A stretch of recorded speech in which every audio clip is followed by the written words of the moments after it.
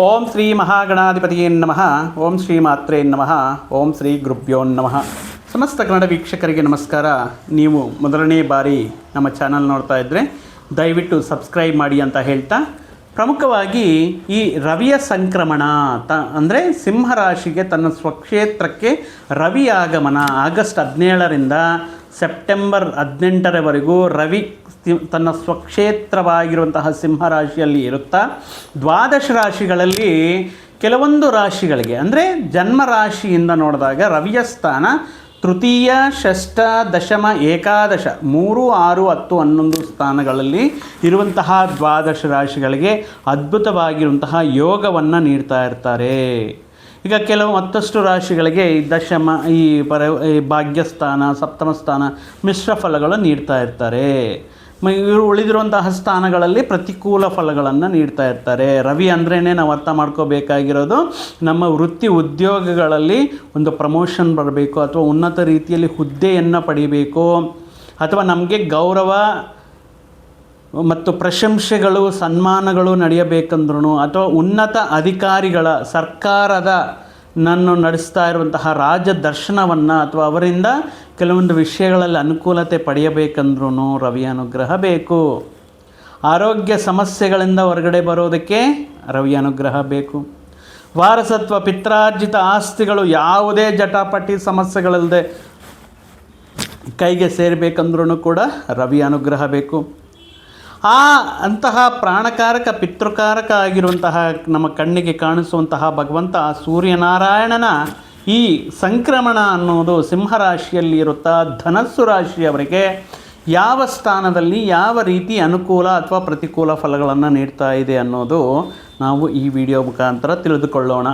ರಾಶ್ಯಾಧಿಪತಿ ದೇವಗುರು ಬೃಹಸ್ಪತಿಯ ರಾಶಿಯಾಗಿರುವಂತಹ ಧನಸ್ಸು ರಾಶಿಯವರಿಗೆ ಕಳೆದ ಕೆಲವು ತಿಂಗಳಿಂದ ಅವರಿಗೆ ಅನುಕೂಲ ಗ್ರಹ ಸ್ಥಿತಿ ಇಲ್ಲ. ಯಾಕಂದರೆ ಈ ಸಂದರ್ಭದಲ್ಲಿ ನೋಡಿ, ಅರ್ಧಾಷ್ಟಮ ಶನಿ ನಡೀತಾ ಇದೆ. ಅರ್ಧಾಷ್ಟಮ ಶನಿ ಮುಖಾಂತರ ಯಾವುದೇ ಕೆಲಸ ತಗೊಂಡ್ರೂ ವಿಪರೀತವಾಗಿರುವಂತಹ ಡಿಲೇ, ವಿಪರೀತವಾಗಿರುವಂತಹ ನಿಮಗೆ ತಾಳ್ಮೆಗೆ ಪರೀಕ್ಷೆ ಅನ್ನುವ ರೀತಿಯಲ್ಲಿ ಬಹಳಷ್ಟು ವಿಷಯಗಳಲ್ಲಿ ಆತಂಕ, ಆರೋಗ್ಯ ಸಮಸ್ಯೆಗಳು ಕಾಡ್ತಾ ಇದೆ. ಇನ್ನು ಗುರುಬಲ ಇಲ್ಲ. ಮತ್ತು ಈಗ ನೋಡ್ತಾ ಇದ್ದರೆ, ಈಗ ರವಿ ಅಷ್ಟಮ ಸ್ಥಾನದಲ್ಲಿ ಕಳೆದ ತಿಂಗಳು ಬಹಳಷ್ಟು ಆತಂಕಗಳನ್ನು ನೀಡ್ತಾಯಿದ್ರು. ಬಹಳಷ್ಟು ವಿಷಯಗಳಲ್ಲಿ ಈ ತಂದೆಯ ಆರೋಗ್ಯ ಸಮಸ್ಯೆ ಆಗಿರಬಹುದು, ನಿಮ್ಮ ಕಾನ್ಫಿಡೆನ್ಸ್ ಕಮ್ಮಿ ಆಗೋದಾಗಿರಬಹುದು, ತುಂಬ ಕೆಲಸಗಳಲ್ಲಿ ಆಗುತ್ತೆ ಅನ್ನುವಂತಹ ಕೆಲಸಗಳು ಕೊನೆ ಕ್ಷಣದಲ್ಲಿ ನಿಮ್ಮ ಕೈ ಮೀರಿ ಹೋಗಿರೋದಾಗಿರಬಹುದು. ಕೆಲವೊಂದು ಈ ಆರೋಗ್ಯ ಸಮಸ್ಯೆಗಳು, ಭಯ, ಆತಂಕ ಕಾಡ್ತಾ ಇರುತ್ತೆ. ಅಂತಹ ವಿಷಯಗಳಲ್ಲಾಗಿರಬಹುದು. ನಿಮ್ಮಲ್ಲಿ ಆ ಸೆಲ್ಫ್ ಕಾನ್ಫಿಡೆನ್ಸ್, ಹಿಡನ್ ಟ್ಯಾಲೆಂಟ್ಸ್ನ ಅದನ್ನು ಎಕ್ಸಿಬಿಟ್ ಮಾಡ್ಕೊಳ್ಳೋಕೆ ಇಲ್ಲದೆ ಇರುವಂತಹ ಸಂದರ್ಭಗಳಾಗಿರ್ಬೋದು. ಈ ರೀತಿ ಅಷ್ಟಮ ರವಿ ದೋಷದಿಂದ ಈಗ ಭಾಗ್ಯಸ್ಥಾನಕ್ಕೆ ರವಿ ಆಗಮನ ಆಗ್ತಾ ಇದ್ದಾರೆ.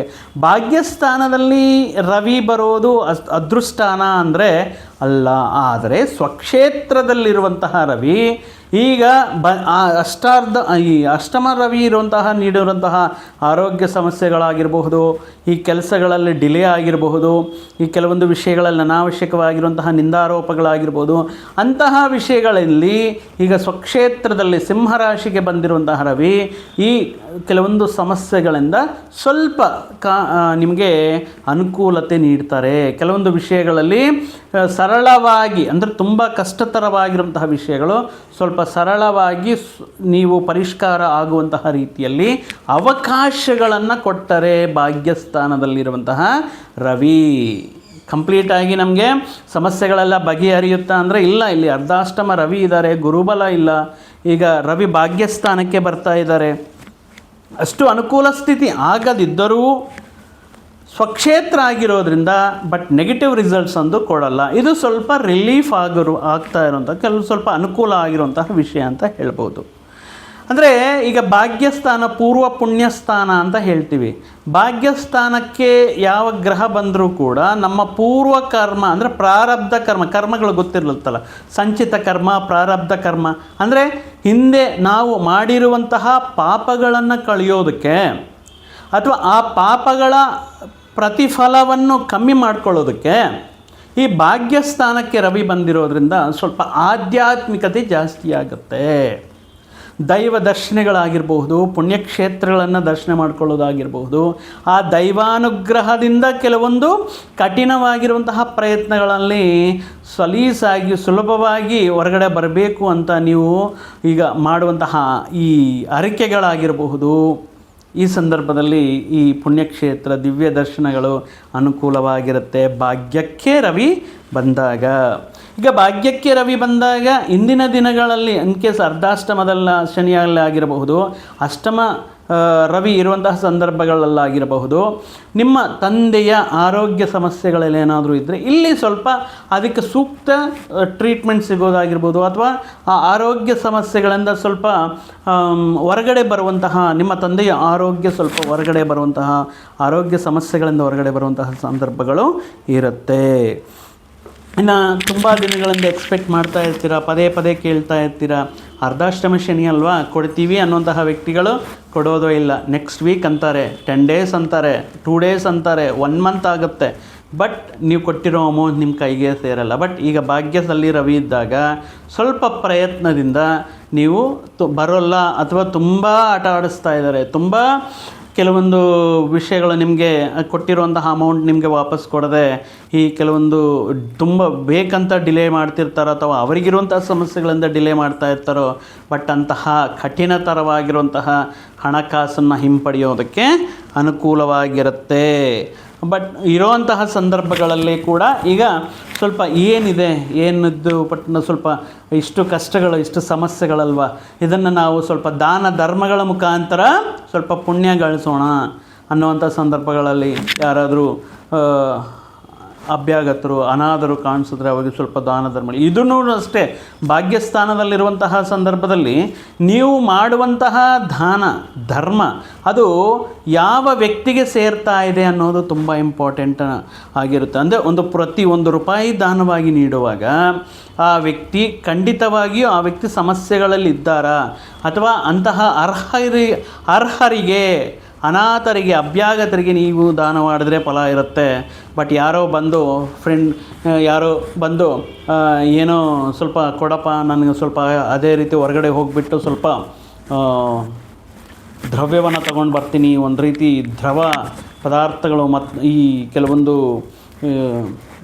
ಮತ್ತು ನೀಡುವಂತಹ ಪದಾರ್ಥಗಳು ತಗೊಳ್ತೀನಿ, ಇತ್ಯಾದಿ ವಿಷಯಗಳು ತಗೊಳ್ತೀನಿ, ಪಾರ್ಟಿ ಮಾಡ್ತೀನಿ, ಅಥವಾ ತುಂಬ ದಿನಗಳಾಯಿತು ನನಗೆ ಅಂದರೆ ಕೆಲವೊಂದು ದುಶ್ಚಟಗಳಿಗೋಸ್ಕರ ನೀವು ದಾನ ಮಾಡಿದ್ರೆ ಅದರಿಂದ ಅವರ ಆರೋಗ್ಯಕ್ಕೆ ಇಂಪ್ಯಾಕ್ಟ್ ಆದರೆ ಆ ಪಾಪ ಮಾತ್ರ ನಿಮ್ಮನ್ನೇ ಸುತ್ತೋಡುತ್ತೆ. ಅಂದರೆ ನೀವು ಮಾಡ್ತಾ ಇರುವಂತಹ ದಾನ ನಿಜವಾಗ್ಲೂ ಅವರಿಗೆ ಒಳ್ಳೆಯದಕ್ಕೆ, ಅವರ ಯೋಗಕ್ಷೇಮಕ್ಕೆ ಆಗ್ತಾ ಇದೆಯಾ ಅಂತ ಯೋಚನೆ ಮಾಡಿ ದಾನ ಧರ್ಮ ಮಾಡಬೇಕಾಗಿರುತ್ತೆ. ಸೊ ಆಗಿರೋದ್ರಿಂದ ನೀವು ಮಾಡಿರುವಂತಹ ದಾನದಿಂದ ಆ ವ್ಯಕ್ತಿ ಹೋಗಿ ಕೆಲವೊಂದು ಪಾಪಕರ್ಮಗಳು, ದುಶ್ಚಟಗಳು, ದುರ್ವ್ಯಸನಗಳಿಗೆ ಏನಾದರೂ ಯುಟಿಲೈಸ್ ಮಾಡಿದ್ರೆ ಅದರ ಪಾಪನೂ ನಿಮಗೆ ತಟ್ಟುತ್ತೆ. ಸೊ ಆಗಿರೋದ್ರಿಂದ ಮಾಡಬೇಕಾಗಿರುವಂತಹ ದಾನ ನೀವೇ ಡೈರೆಕ್ಟಾಗಿ, ಅಥವಾ ನೀವೇ ಕೆಲವೊಂದು ವಿಷಯಗಳು ಫೋನಲ್ಲೇ ಆನ್ಲೈನಲ್ಲೇ ಪೇಮೆಂಟ್ ಕೊಟ್ಬಿಡ್ತಿರ್ತಾರೆ ಇಷ್ಟು ಅಂತ. ಬಟ್ ನೀವು ಈ ನಿರ್ಗತರಿಯರು ಇರುವಂತಹ ಸ್ಥಳಗಳಿಗೆ, ಅನಾಥಾಶ್ರಮಗಳಿಗೆ, ವೃದ್ಧಾಶ್ರಮಕ್ಕೆ ನೇರವಾಗಿ ಭೇಟಿ ನೀಡಿ ಅವ್ರಿಗೇನಾದರೂ ಆರೋಗ್ಯ ಸಮಸ್ಯೆಗಳಿದೆಯಾ, ಏನು ಆರೋಗ್ಯ ಸಮಸ್ಯೆಗಳಿದೆ ಅದಕ್ಕೆ ತಕ್ಕಂತೆ ಔಷಧಿಗಳನ್ನು ತಂದು ಕೊಡೋದಾಗಿರಬಹುದು, ಅನ್ನದಾನ ಮಾಡಿ ಹೊಟ್ಟೆ ತುಂಬ ನೀವು ಅಂತಹ ಅತಿಥಿಗಳಾಗಿ ಭಾವಿಸಿ ಅವರಿಗೆ ಅನ್ನದಾನ ಮಾಡಿ ಬಹಳಷ್ಟು ಪುಣ್ಯ ಬರುತ್ತೆ. ಸೊ ಈ ದಾನ ಧರ್ಮಗಳು ಮಾಡಬೇಕು ಅನ್ನುವಂತಹ ಕೆಲವೊಂದು ಆಲೋಚನೆಗಳು ಈ ಸಂದರ್ಭದಲ್ಲಿ ಬರುತ್ತೆ.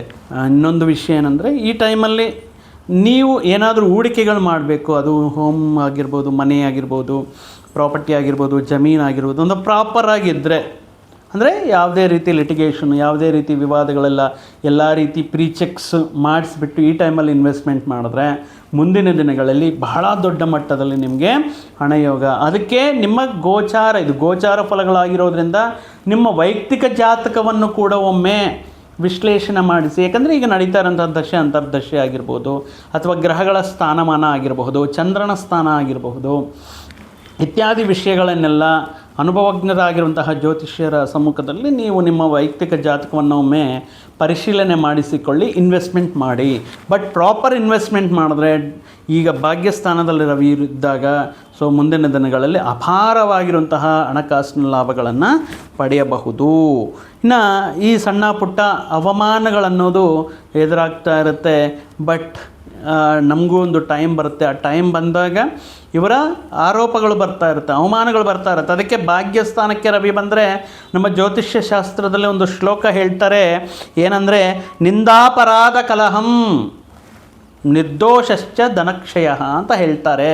ನೀವು ಏನೋ ಮಾಡ್ದಿದ್ರು, ನೀವು ನಿರ್ದೋಷಿ, ಗೊತ್ತು, ನಿಮಗೆ ಗೊತ್ತು, ನಿಮ್ಮ ತಪ್ಪಿ ಏನೂ ಇಲ್ಲ, ಆದ್ರೂ ಕೂಡ ನಿಮ್ಮ ಮೇಲೆ ಕೆಲವೊಂದು ಅವಮಾನಗಳು, ಆರೋಪಗಳು ಬರುವಂತಹ ಸಾಧ್ಯತೆ ಇದೆ. ಇಲ್ಲ ನಾನು ನಿಮ್ಗೆ ಗೊತ್ತು ನೀವು ಅಂದಿಲ್ಲ ಅಂತ, ಆ ವ್ಯಕ್ತಿಗೂ ಗೊತ್ತು ನೀವು ಹೇಳಲಿಲ್ಲ ಅಂತ, ಬಟ್ ಏನು ಮಾಡ್ತಾ ಇರ್ತಾರೆ, ನಿಮ್ಮ ಮೇಲೆ ಏನಾದರೂ ಒಂದು ಅಪವಾದ ಹೊರಿಸಬೇಕು ಅಂತ ಕೆಲವೊಂದು ಈ ಸಂದರ್ಭದಲ್ಲಿ ಅಂದರೆ ಖಂಡಿತವಾಗಿಯೂ ಟೈಮ್ ಅವ್ರಿಗೆ ಸಮಾಧಾನ ನೀಡುತ್ತೆ. ನಿಂದಾಪರಾಧ ಕಲಹಂ, ನಾನು ಮಾಡದಿದ್ರೂ ಕೂಡ ನಾನು ಮಾಡಿದ್ದೀನಿ ಅಂತ ಹೇಳ್ತೀಯ ಅನ್ನುವ ರೀತಿಯಲ್ಲಿ ಕೆಲವೊಂದು ವ್ಯಕ್ತಿಗಳ ಜೊತೆಗೆ ಕಲಹಂ, ಜಗಳಗಳಾಗುವಂತಹ ಸಾಧ್ಯತೆ ಇರುತ್ತೆ. ನನಗೆ ಅದ್ರ ಬಗ್ಗೆನೇ ಗೊತ್ತಿಲ್ಲ, ನಾನು ಹೇಳಿದ್ದೀನಿ ಅಂತ ಹೇಳಿಬಿಟ್ಟು ಈ ರೀತಿ ಹೇಳ್ತೀರಾ ಅಂತ ಅವರ ಜೊತೆಗೆ ಅನಾವಶ್ಯಕವಾಗಿರುವಂತಹ ಈ ವಾದ ವಿವಾದಗಳು ನಡೆಯುವಂಥ. ನಿರ್ದೋಷಶ್ಚ ಧನಕ್ಷಯ, ನಿಮ್ಮದು ಯಾವುದೇ ರೀತಿ ತಪ್ಪಿರಲ್ಲ, ಏನೂ ಮಾಡಬೇಕು ಅಂದ್ಕೊಂಡಿರಲ್ಲ, ನಿರ್ದೋಷ, ಏನೂ ಗೊತ್ತಿರಲ್ಲ, ಆದ್ರೂ ಕೂಡ ಹಣಕಾಸು ಖರ್ಚಾಗ್ತಾ ಇರುತ್ತೆ. ನಿಮ್ಮ ಕೈಯಲ್ಲಿ ದುಡ್ಡು ನಿಲ್ಲಲ್ಲ, ಬಂದಿರುವಂತಹ ದುಡ್ಡು ನೀರಿನ ಥರ ಖರ್ಚು ಮಾಡ್ತಾ ಇರ್ತೀರ. ಬಟ್ ಅದರಲ್ಲಿ ನಿಮ್ಮ ಪ್ರಮೇಯ ಏನು? ಬಿಕಾಸ್ ನಿರ್ದೋಷಶ್ಚ, ನಿಮ್ಮನ್ನು ನೀವು ನಿಮ್ಮಲ್ಲಿ ಯಾವುದೇ ರೀತಿ ದೋಷಗಳಿಲ್ಲ, ನೀವು ಯಾವುದೇ ರೀತಿ ಕೆಟ್ಟ ಕೆಲಸಗಳಿಗೆ ಯೂಸ್ ಮಾಡ್ತಾ ಇಲ್ಲ. ಬಟ್ ಇಲ್ಲಿ ಏನಾಗ್ತಾ ಇದೆ, ಧನಕ್ಷಯ, ಹಣ ನಷ್ಟವಾಗ್ತಾ ಇದೆ, ಹಣ ಖರ್ಚಾಗ್ತಾ ಇದೆ. ಪುಣ್ಯ ಲಾಭಾರ್ಥನಾಶಶ್ಚ ವಿಚಾರೋ ನವಮೇರೋ ಅಂತ ಹೇಳ್ತಾ ಇರ್ತಾರೆ. ಅಂದರೆ ಭಾಗ್ಯಸ್ಥಾನಕ್ಕೆ ರವಿ ಅಂತ ಬಂದಾಗ ನೀವು ಕೆಲವೊಂದು ಪುಣ್ಯ ಬರಬೇಕು. ಮುಂಚೆ ಹೇಳಿದ್ನಲ್ವ, ಮಾಡಬೇಕಾಗಿರುವಂತಹ ದಾನ ಧರ್ಮಗಳನ್ನು ನೀವು ಸರಿಯಾದ ರೀತಿಯಲ್ಲಿ ಮಾಡಬೇಕಾಗಿರುತ್ತೆ. ಅದು ₹1 ಆಗಿರಬಹುದು, ಅದಕ್ಕೆ ಪುಣ್ಯ ಬರಬೇಕು, ಲಾಭ ಬರಬೇಕು ನೀವು ಅಂತ ಈ ಟೈಮಲ್ಲಿ ಕೆಲವೊಂದು ವಿಷಯಗಳು ಮಾಡಿದ್ರೂ ಕೂಡ ಆ ವಿಷಯಗಳನ್ನು ಅವರು ಬೇರೆ ರೀತಿಯಲ್ಲಿ ದುರ್ಬಳಕೆ ಮಾಡಿಕೊಂಡು ಅದ್ರ ಮುಖಾಂತರ ನಿಮಗೆ ಈ ಕೆಲವೊಂದು ಕರ್ಮಗಳನ್ನು, ಅಂದರೆ ಗೊತ್ತಿಲ್ಲದಿರ ಅಂತ ನಿಮ್ಮ ಯಾವುದೇ ರೀತಿ ನಿರ್ದೋಷ, ಅಂದರೆ ನೀವು ಸಂಬಂಧ ಏನಿಲ್ಲ ಆದ್ರೂ ಕೂಡ ಆ ಪಾಪ ನಿಮಗೆ ತಗೊಳ್ಳುವಂಥ ಸಾಧ್ಯತೆ ಇರುತ್ತೆ.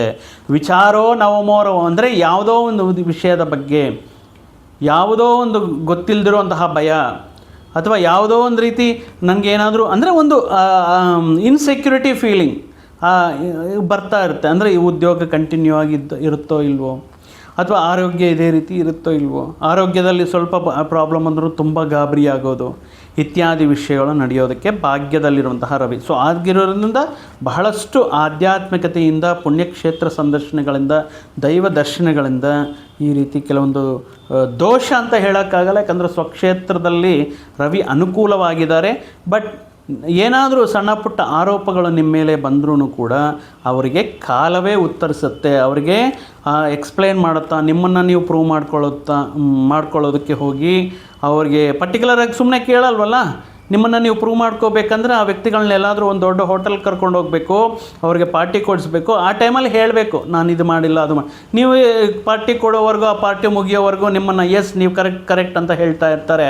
ಸ್ವಲ್ಪ ಹಿಂದ್ಗಡೆ ಹೋದ್ಮೇಲೆ ಎಗೈನ್ ನಿಮ್ಮ ಬಗ್ಗೆ ಕೆಲವೊಂದು ಬ್ಯಾಕ್ ಸ್ಟೆಪ್, ಅಂದರೆ ಬೇರೆ ರೀತಿಯ ಅರ್ಥ ಬರುವಂತಹ ರೀತಿಯಲ್ಲಿ ಮಾತಾಡ್ತಾ ಇರ್ತಾರೆ.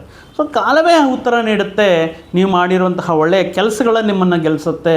ಸೊ ಆಗಿರೋದ್ರಿಂದ ಈ ರೀತಿ ಅನಾವಶ್ಯಕವಾಗಿರುವಂತಹ ವಿಷಯಗಳ ಬಗ್ಗೆ ಚರ್ಚೆಗಳನ್ನು ಬಿಟ್ಟು, ಪ್ರಮುಖವಾಗಿ ಭಾಗ್ಯದಲ್ಲಿ ರವಿ ಇರೋದ್ರಿಂದ ಆದಿತ್ಯ ಹೃದಯಂ, ಪ್ರತಿನಿತ್ಯವೂ ಕೂಡ ಆದಿತ್ಯ ಮತ್ತಷ್ಟು ಪುಣ್ಯಫಲ ಭಾಗ್ಯ ಬೆಳೆಸ್ಕೊಳ್ಳೋದಕ್ಕೆ ಆದಿತ್ಯ ಹೃದಯ ಪಠನೆ ಮಾಡಿ, ರವಿವಾರ ನಿಯಮಗಳನ್ನು ಪಾಲನೆ ಮಾಡಿ, ಪ್ರತಿದಿನ ಸೂರ್ಯೋದಯಕ್ಕೆ ಮುನ್ನವೇ ನೀವು ನಿದ್ದೆ ಹೇಳಿ ಸ್ನಾನ ಮಾಡಿಕೊಂಡು ಒಂದು ಹಿತ್ತಾಳಿ ಪಾತ್ರೆ ತಗೊಂಡು ಅದರಲ್ಲಿ ಸ್ವಲ್ಪ ಬೆಲ್ಲದ ಚೂರು ಹಾಕಿ ನೀರಿನಿಂದ ಓಂ ನಮೋ ಸೂರ್ಯ ದೇವಾಯ ನಮಃ, ಅಥವಾ ರವಿಯ ಸ್ತೋತ್ರವಾಗಿರುವಂತಹ ಈಗ ಓಂ ಜಪಾಕುಸುಮ ಸಂಕಾಸಂ ಕಾಶ್ಯಪಯ್ಯಂ ಮಹಾದ್ಯುತಿಂ ತಮೋರಿಂ ಸರ್ವ ಪಾಪಜ್ಞಂ ಪ್ರಣತೋಸ್ಮಿ ದಿವಾಕರಂ ಅನ್ನುವಂತಹ ಶ್ಲೋಕ. ಅಥವಾ ಈಗ ನೋಡಿ, ಶನಿ, ಗುರು, ರವಿ ಗ್ರಹಗಳು ಮೇನ್ ಗ್ರಹಗಳೇ ಅನುಕೂಲ ಇಲ್ಲ. ಸೊ ಆಗಿರೋದ್ರಿಂದ ಪ್ರತಿದಿನ ನಿಮ್ಮ ಹತ್ತಿರದಲ್ಲಿರುವಂತಹ ದೇವಾಲಯಗಳಲ್ಲಿ ಪ್ರತಿಷ್ಠಾಪನೆ ಮಾಡಿರುವಂತಹ ನವಗ್ರಹ ಪ್ರದಕ್ಷಿಣೆ ಮಾಡೋದು ಅತ್ಯುತ್ತಮ ಪರಿಹಾರ ಈ ಸಂದರ್ಭದಲ್ಲಿ ಅಂತ ಹೇಳ್ತಾ, ಶ್ರೀ ಗುರುರಾಯರ ಆಶೀರ್ವಾದ ಶ್ರೀ ವೆಂಕಟೇಶ್ವರ ಸ್ವಾಮಿಯ ಆಶೀರ್ವಾದ ಸದಾ ನಿಮ್ಮ ಮೇಲೆ, ನಿಮ್ಮ ಪರಿವಾರದ ಮೇಲೆ ಇರಲಿ ಅಂತ ಹೇಳ್ತಾ ಮತ್ತೊಂದು ವಿಡಿಯೋ ಜೊತೆಗೆ ಮತ್ತೊಂದು ಆಸಕ್ತಿಕರ ವಿಷಯದ ಜೊತೆಗೆ ನಿಮ್ಮ ಮುಂದೆ ಮತ್ತೆ ಬರ್ತೀನಿ. ಅಲ್ಲಿಯವರೆಗೂ ಸರ್ವೇ ಜನಾಂ ಸುಖಿನೋ ಭವಂತು, ಸಮಸ್ತ ಸನ್ಮಂಗಳಾನಿ ಭವಂತು. ಜೈ ಶ್ರೀ